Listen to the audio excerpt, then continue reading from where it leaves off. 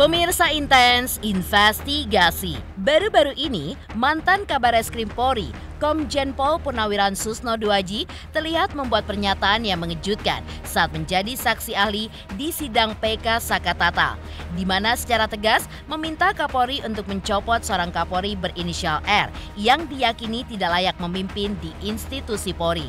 Namun, di luar sikap tegasnya itu, lalu seperti apa Susno yang mengungkap bahwa kehadiran dirinya menjadi saksi pada sidang PK Sakatatal beberapa waktu lalu tak lain demi mencari keadilan untuk 7 terpidana yang kini sedang menjalani hukuman seumur hidup. Mengingat hal ini pun juga menyangkut kepentingan hidup, tidak hanya satu orang saja, namun juga beberapa orang. Dan seperti apa pula, walaupun pada sidang PK Sakatatal kemarin novum ditolak, justru hal ini pun menurut Susno menjadi sesuatu yang harus diperbaiki karena melihat banyaknya bukti kasus Vina ini pun bukanlah pembunuhan berencana. Bagaimana pula Sakatatal yang kemarin menjalani pemeriksaan di Bareskrim Polri untuk kasus dugaan pemberian keterangan palsu dengan terlapor AF dan juga Dede. Di sisi lain, seperti apa juga Fitra Romadhoni sebagai kuasa hukum Ibtu Rudiana yang menilai bahwa sumpah pocong yang dilakukan Saka tak akan mempengaruhi proses hukum. Karena itu bagian dari ragam budaya yang biasa dilakukan di Indonesia yang memang tidak berkekuatan di mata hukum.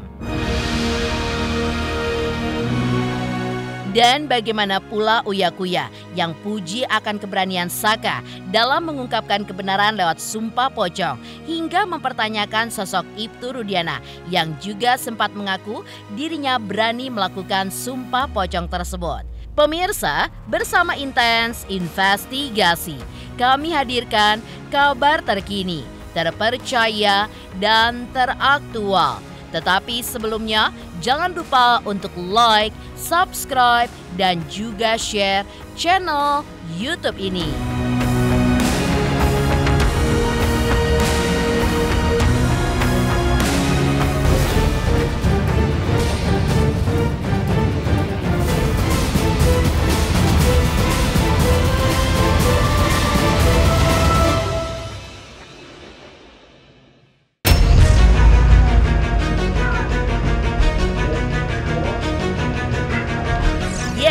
Mantan Kabareskrim Polri Komjen Pol Purnawiran Susno Duaji yang sempat menjadi saksi pada sidang PK Sakatatal pada 31 Juli 2024 lalu mengungkap bahwa kehadiran dirinya menjadi saksi pada sidang PK Saka tak lain demi mencari keadilan untuk 7 terpidana yang kini sedang menjalani hukuman seumur hidup. Karena bagi Susno, hal ini pun menyangkut kepentingan hidup tidak hanya satu orang saja, namun juga beberapa orang. Bahkan dalam kesempatan tersebut, Susno Duaji pun juga mengakui bahwa ia benar-benar tidak difasilitasi oleh siapapun pada saat berangkat ke Cirebon, lantaran demi bisa menjadi saksi ahli pada sidang PK Sakatatal beberapa waktu lalu itu. Selain tujuan kedatangannya untuk kemanusiaan, Susno pun juga mewakili Polri, di mana ia merasa bangga bisa menjadi saksi ahli pada sidang PK Sakatatal, mengingat jarangnya Polri menjadi saksi ahli. Yang kita cari itu adalah kebenaran untuk mendapatkan keadilan. Saya kemarin kan ke mana? Cirebon. Saya jadi ahli. Saya itu kan hadir di situ dengan rasa bangga gitu, mewakili Polri. Jarang-jarang Polri jadi ahli, apalagi untuk PK terkait dengan masalah kemanusiaan. Saya mewakili Polri dengan sangat bangganya membawa nama Polri. Saya mewakili Polri, membawa nama Polri, segala sesuatu terkait dengan pengetahuan penyidikan saya sampaikan. Saya tidak memihak pada siapapun juga. PK itu adalah upaya hukum yang bagus untuk menentukan ada kekeliruan apa tidak. PK ini dianggap musuh gitu, jangan. PK itu nggak ada yang berantem, nggak ada pihak sini kalah menang, tapi mencari kebenaran.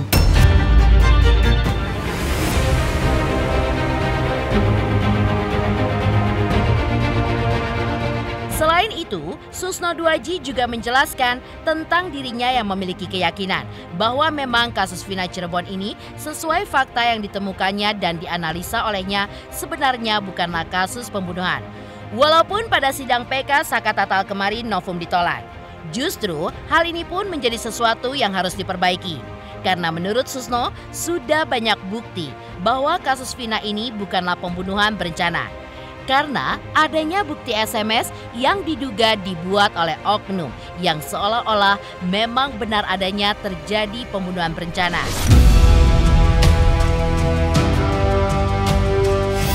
Ya, tolak menolak ini sebenarnya inilah yang perlu diperbaiki ke depan ya dalam hukum Indonesia, khususnya hukum acara.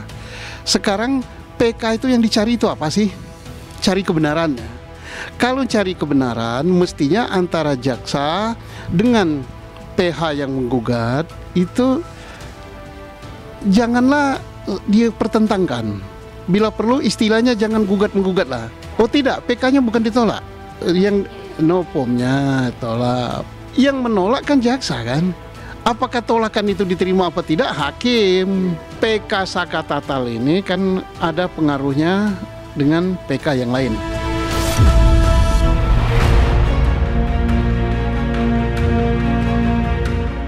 Ibu Titin sendiri sebagai salah satu kuasa hukum Saka juga mengaku bahwa sangat berterima kasih kepada Pak Susno Duaji karena sudah berjuang demi keadilan dan rela untuk menjadi saksi pada sidang PK Saka. Bu Titin pun juga menilai Susno Duaji sangatlah berkompeten karena sempat menempati posisi strategis pada instansi kepolisian. Sehingga Titin pun sangat yakin akan kapasitas Susno Duaji sebagai saksi ahli.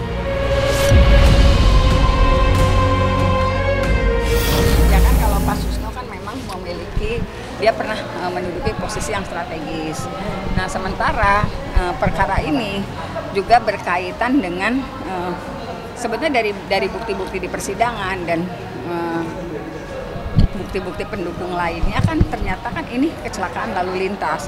Tetapi beberapa hari kemudian itu menjadi pembunuhan berencana dan 8 orang ditangkap yang akhirnya menjadi terpidana.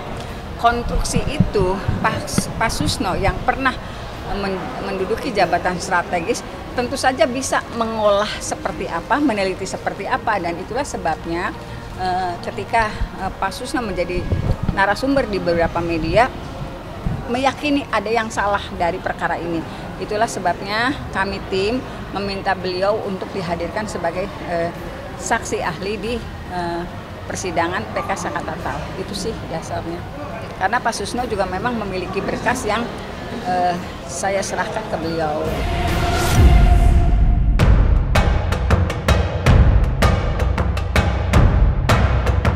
Selain itu, Bu Titin pun juga mengungkapkan hal yang sama, bahwa memang dirinya yakin bahwa kasus Vina Cirebon ini ternyata kecelakaan dan bukanlah pembunuhan.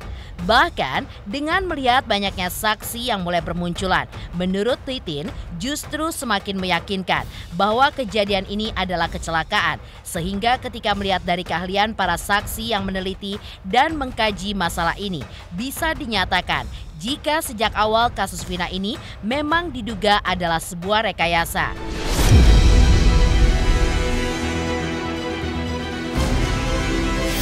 Kan bukan masalah keyakinan saja, tetapi juga mereka melakukan penelitian. Beliau-beliau itu melakukan penelitian terhadap berkas.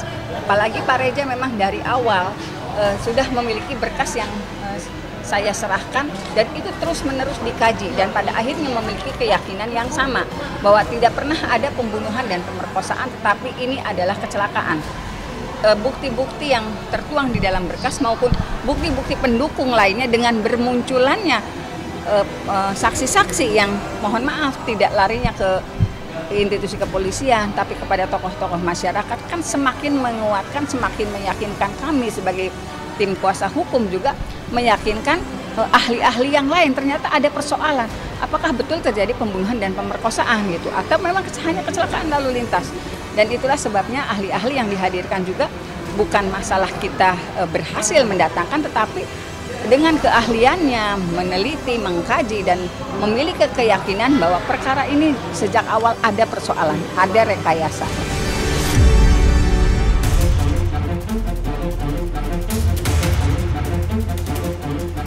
Di lain tempat, Saka Tatal, mantan terpidana kasus pembunuhan Vina Cirebon, kemarin Selasa 13 Agustus 2024 terlihat menyambangi Bareskrim Mabes Polri didampingi oleh Farhad Abbas dan tim kuasa hukumnya untuk menjadi saksi dalam pemeriksaan kasus dugaan pemberian keterangan palsu dengan terlapor Aep dan juga Dede.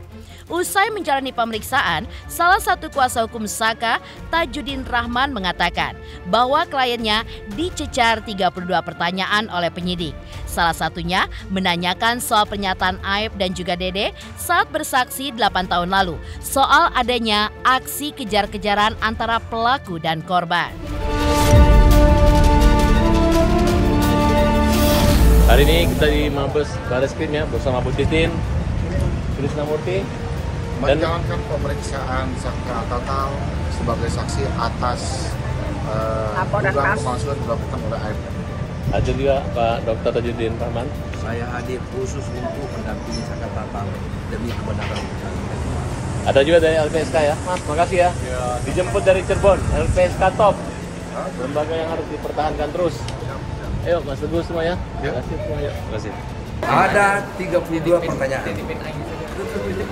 Yang paling penting pertanyaannya adalah satu, apakah benar Saka mengetahui kejadian itu? Dia tidak tahu. Yang kedua, apakah benar keterangan Dede dan Aep yang menyatakan dia melihat buru-buruan untuk melempar dan kemudian menuduh Saka Tatal dan 7 orang terpidana itu? Saka mengatakan tidak benar. Keterangan Aep dan Dede bohong. Sehingga dengan demikian ketujuh orang yang dihukum sekarang dan dia sudah menjalani juga tidak ada yang benar. Jadi kan keterangan Dede dan Aep itu hanya ada di dalam BAP yang menyatakan seolah-olah pada tanggal 27 Agustus 2016 Dede dan Aep itu mengetahui adanya kejar-kejaran korban Vina dan Eki dikejar oleh rombongan yang sekarang menjadi terpidana.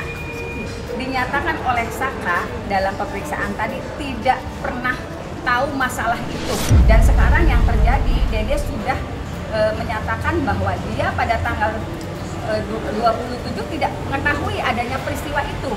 Dia disuruh menulis sesuai BAP, menyatakan sesuai BAP atas suruhan Aep dan Bapak Rudiana sebagai pelapor. Kalau cerita Dede pada tanggal 31 Agustus 2016 dia justru tidak bertemu Bapak Rudiana karena dia tidak masuk kerja. Jadi akibat BAP yang ditandatangani di Polres Cirebon Kota merugikan 8 orang terpidana termasuk diantaranya Saka Tatal. BAP itu adalah BAP abal-abal yang dibuat oleh Rudiana. Maka dengan setelah diperiksanya Saka Tatal, Rudiana wajib untuk diperiksa. Diberhentikan tanpa dengan hormat dan dia harus bertanggung jawab kepada klien kami karena sudah membuat suatu peradilan yang peradilan sesat. Ya. Jadi hari ini setelah Saka Tatal diperiksa, kita minta supaya Kapolri lebih tegas lagi, Kadif Propam lebih tegas lagi, Kadif Propam Jawa Barat juga harus lebih tegas lagi terhadap ulahnya orang yang bernama Rudiana dan para begundal-begundalnya yang memeriksa Saka Tatal dan 7 orang terpidana yang saat ini sedang mendekam di penjara.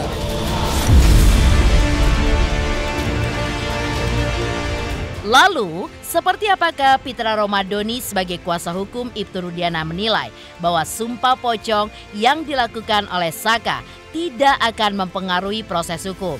Karena hal itu bagian dari ragam budaya yang biasa dilakukan di Indonesia yang memang tidak berkekuatan di mata hukum.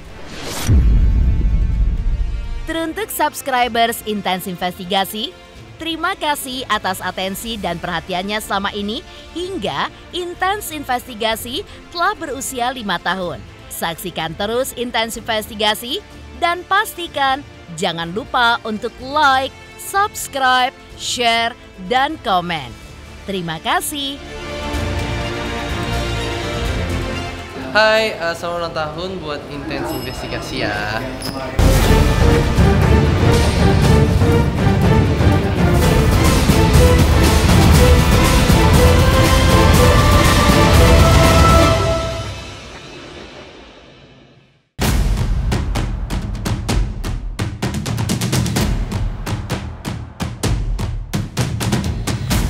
9 Agustus 2024 lalu, Saka Tatal juga sempat menjalani ritual Sumpah Pocong di Padepokan Amparan Jati, Cirebon, Jawa Barat untuk meyakinkan bahwa ia tidak bersalah dalam kasus Vina dan Eki, guna menjawab tantangan Ibtu Rudiana sebelumnya. Namun, alih-alih datang dan menjalani ritual Sumpah Pocong bersama Saka, Rudiana pun ternyata mangkir. Untuk itu, kuasa hukum Ibtu Rudiana juga merespon soal aksi Saka Tatal yang telah melakukan Sumpah Pocong, di mana kuasa hukum Ibtu Rudiana menghargai aksi yang dijalani Saka Tatal. Jika melihat aksi tersebut dari sisi hukum, menurut Pitra, hal tersebut tidak akan berpengaruh dengan proses hukum yang kini sedang berjalan, termasuk sidang PK Saka Tatal.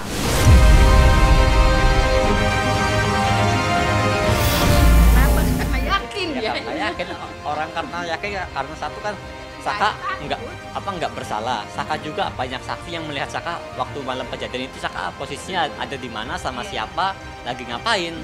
Jadi kenapa harus takut lagi nggak salah maju terus terabas. Begitu yakinnya seorang dia tidak melakukan satu kejahatan sehingga dia berani berbohong. Sebenarnya kan dia sudah melalui hukuman yang ringan 8 tahun walaupun berat sekali bagi anak kecil. Tapi Saka melewati itu. Ini sebenarnya awalnya tantangan daripada Rudiana yang tidak datang. Yang pertama, karena memang mereka telah menyelenggarakan itu dari penasihat hukumnya, kita hargai dan hormati itu. Mungkin itu adalah strategi daripada penasihat hukum untuk melakukan upaya hukum non litigasi, kan gitu. Dalam artian ya apapun yang dilakukan oleh rekan-rekan penasihat hukum sepanjang itu baik litigasi maupun non litigasi silahkan saja, dan itu sah-sah saja gitu loh, sepanjang itu tidak melanggar ketentuan hukum.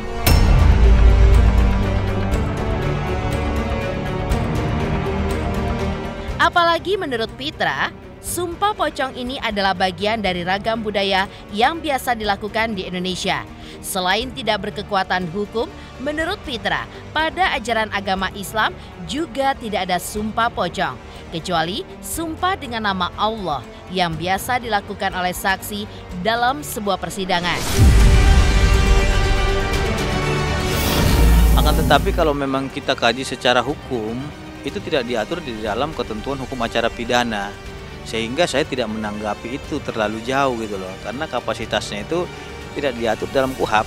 Kalau memang itu diatur dalam KUHAP, pasti kita akan melakukan upaya hukum itu. Tapi itu kan bukan salah satu upaya hukum, tapi itu adalah cara-cara non litigasi yang tidak diatur dalam ketentuan hukum acara, dan itu juga tidak diajarkan dalam ajaran agama Islam.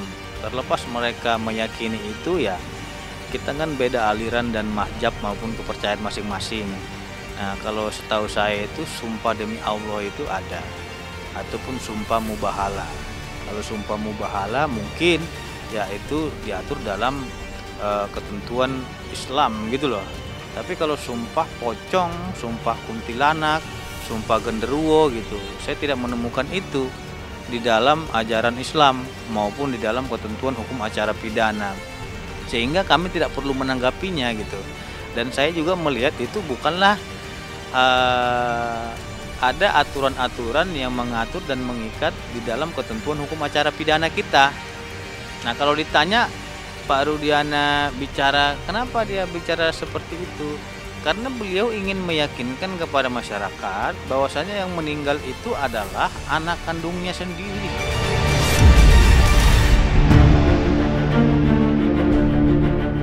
Lalu, seperti apa pula Uya Kuya yang puji akan keberanian Saka Tatal dalam mengungkapkan kebenaran lewat Sumpah Pocong, hingga mempertanyakan sosok Ibtu Rudiana yang juga sempat mengaku berani melakukan Sumpah Pocong tersebut.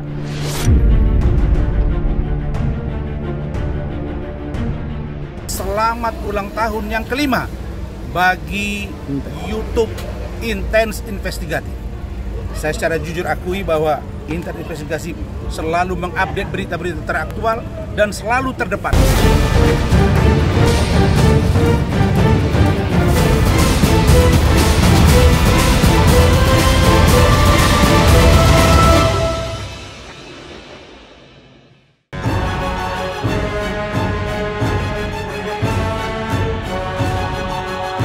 Melihat aksi Saka Tatal yang berani melakukan sumpah pocong.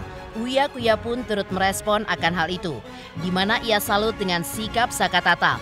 Lantaran Saka adalah terpidana kasus Vina Cirebon yang seharusnya sudah bebas. Dan bagi Uya, Saka Tatal sedang memperjuangkan keadilan, tak hanya untuk dirinya, namun juga bagi semua orang. Selain itu, Uya Kuya pun justru mempertanyakan sosok Ibtu Rudiana yang sebelumnya sempat mengaku berani untuk melakukan sumpah pocong. Tapi pada kenyataannya, Rudiana pun justru mangkir.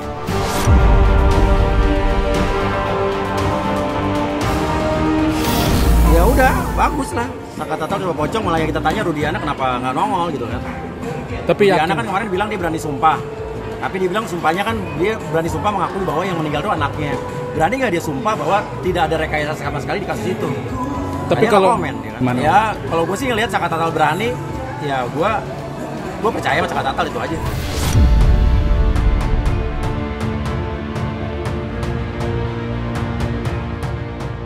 Pemirsa Intens Investigasi, jangan lupa saksikan terus Intens Investigasi.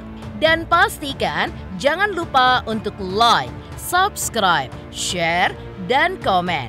Tim redaksi Intens Investigasi juga mengucapkan banyak terima kasih kepada semua subscribers. Hingga kanal Intens Investigasi kini sudah mencapai usia 5 tahun.